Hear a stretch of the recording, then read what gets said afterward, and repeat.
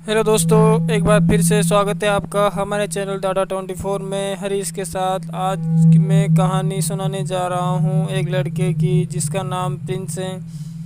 आज मैं आपको सुनाऊंगा एक सच्ची घटना जो हमें प्रिंस ने खुद बताई है। प्रिंस उत्तराखंड के एक गांव में रहता था। उसका परिवार वहां कृषि पर निर्भर था। उसके माता पिता खेती किया करते थे।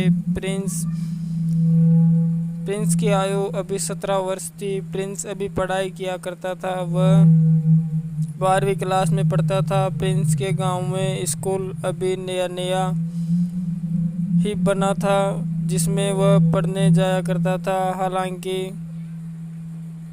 गांव में पहले भी विद्यालय था, लेकिन पहले विद्यालय 10वीं तक ही था। उसे 12वीं तक क्रमोन्नत किया गया था। फिर पुराने विद्यालय में जगह की कमी के कारण वहां पर ही स्थित 300 साल पुराने राजभवन को तोड़कर नए विद्यालय का निर्माण किया गया था।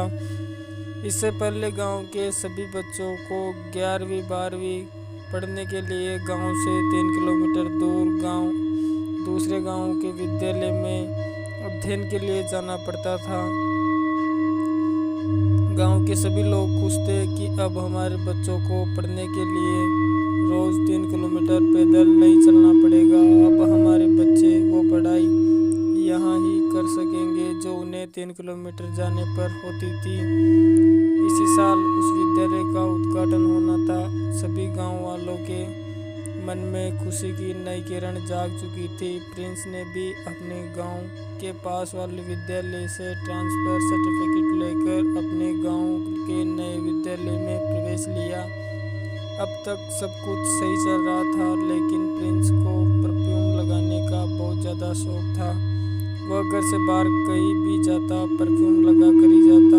उसके माता पिता उसको डांटते और कहते कि प्रिंस बेटे, कभी कभी हो जाता है शादी या प्रोग्राम में, लेकिन बेटे तू हमेशा ही परफ्यूम लगाता है। हम गांव में रहते हैं, अच्छी बुरी जगह में घूमते हैं, बेटे हम पर यह सूट नहीं करता। लेकिन दोस्तों, प्रिंस कहाँ उनकी सुनने वाला था। वह तो उसी फॉर्म में रहता। प्रिंस ने स्कूल जाना शुरू कर दिया। प्रिंस सुबह अच्छे से नहाता और अच्छे कपड़े पहनकर अलग अलग तरह की परफ्यूम लगाकर विद्यालय जाता। जैसा कि दोस्तों मैंने आपको बताया कि 300 साल पुराने राजमहल को तोड़कर विद्यालय का निर्माण किया गया था।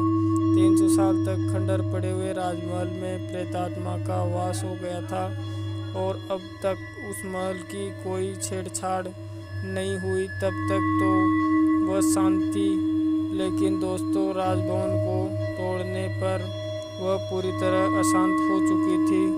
अब उसे किसी न किसी को तो अपना शिकार बनाना ही था। दोस्तों, आपने सुना होगा कि परफ्यूम लगाने पर भूत प्रेत आकर्षित होते हैं। उस प्रेत आत्मा ने अपने शिकार के रूप में प्रिंस को ही चुना। अगले दिन स्कूल आते ही प्रिंस के शरीर में वह प्रेत आत्मा प्रवेश कर गई और प्रिंस से अपनी इच्छा वाले काम करवाने लग गई।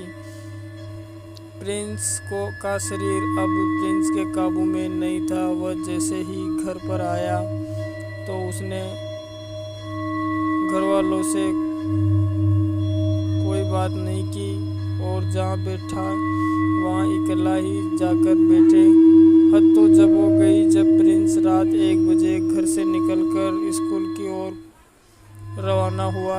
हालांकि यह काम उससे वह प्रेतात्मा करवा रही थी। जब रात 1 बजे गेट खुलने की आवाज़ से प्रिंस की माँ की नींद खुली और प्रिंस की माँ ने बाहर जाकर देखा तो पाया कि प्रिंस बाहर जा रहा है। प्रिंस की माँ ने प्रिंस को आवाज़ लगाई, प्रिंस बेटे कहाँ जा रहे हो इतनी रात को। आवाज़ सुनने पर भी प्रिंस ने पीछे मुड़कर नहीं देखा तो प्रिंस की माँ को समझ आ गया कि ज़रूर कोई चक्कर है, नहीं तो हमारा प्रिंस ऐसा नहीं कर सकता।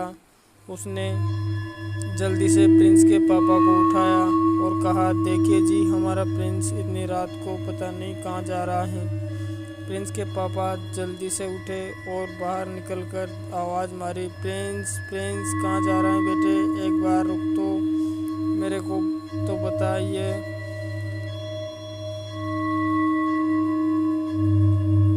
कि तू जा कहाँ रहा है। यह सब सुनकर भी प्रिंस का कोई रिएक्शन नहीं था, निरंतर स्कूल की ओर बढ़ रहा था। प्रिंस के पापा प्रिंस के पीछे दौड़े और प्रिंस के पास पहुंचकर उसका हाथ पकड़कर उससे पूछते हुए कि प्रिंस बेटे कहाँ जा रहा था तू। लेकिन प्रिंस बस गुस्से से उनकी तरफ देख रहा था और उसके सवालों का जवाब कुछ नहीं दे रहा था। उसके पापा और मम्मी हैरान थे कि यह प्रिंस ऐसे कैसे हो सकता है। उन्होंने प्रिंस को कहा, बेटे तुम जाओ अपने रूम में सो जाओ। प्रिंस अपने रूम में चला गया और उन्होंने मेन गेट को लॉक कर दिया ताकि प्रिंस अगर फिर निकलने का प्रयास करे तो नहीं निकल पाए। पूरी रात प्रिंस के माता पिता को नींद नहीं आई। वह दोनों प्रिंस के बारे में सोच रहे थे और डिस्कस कर रहे थे। उन्हें पता लग चुका था कि यह किसी प्रेत आत्मा के चक्कर में आ चुका है। अब इसका शरीर इसके कंट्रोल में नहीं है। यह वही करता है जो इससे वह प्रेत आत्मा करवाती है। और वह दोनों अगले दिन एक तांत्रिक के पास गए, प्रिंस को यह बोलकर कि हम बाजार जा रहे हैं तेरे लिए कपड़े खरीदने, ताकि उस प्रेत आत्मा को शक ना हो कि यह हमको प्रिंस के शरीर से दूर कर देंगे। तांत्रिक के पास जाकर प्रिंस के माता पिता ने समस्या बताई और कहा कि बाबा ये हमारा प्रिंस हमारी न तो कोई बात सुनता है और न मानता है। यह बस वही करता है जो कोई इसे करवाता है। और ये रात के 1 बजे बाहर निकलकर पता नहीं कहाँ जा रहा था। हमें पूछने पर इसने कुछ नहीं बताया। इस प्रकार उसके माता पिता ने तांत्रिक को पूरी समस्या बताई तो तांत्रिक ने कहा कि घबराने का विषय है, इसके ऊपर किसी प्रेत आत्मा का वास है जो इससे सब कुछ करवा रही है। यह ठीक तो हो जाएगा, लेकिन मेरे बताए अनुसार आपको कुछ कार्य करने होंगे। प्रिंस के माता पिता ने कहा, ठीक है बाबा आप बोलिए, हम आप बोलेंगे वही करेंगे। तांत्रिक ने कहा कि तुम शुक्रवार के दिन स्कूल में जाकर वहाँ पर पूजा चढ़ा देना, यह ठीक हो जाएगा।